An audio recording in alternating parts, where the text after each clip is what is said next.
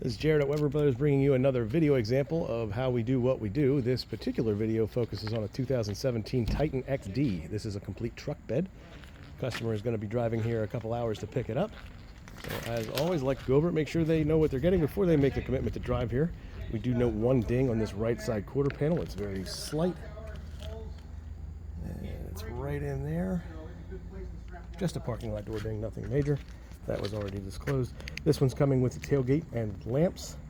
Every bed's a bit different, so if you're interested in the bed, please ask, don't assume.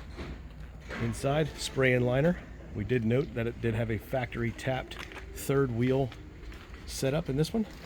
It also had a cover, but the cover was damaged while it was sitting still, so would have gladly included it, but this one was all tore up and bent and unfortunately no good. So otherwise, nice looking bed, especially for the age. Sitting on top of 4 different skids at the moment, and that's how we are going to load it on the customer's vehicle, a trailer or a box truck. We do not pick these things up and turn them, nor do we flip them upside down to stack them. It's too dangerous, our insurance doesn't allow, and that is a surefire way to cause damage to a really nice bed.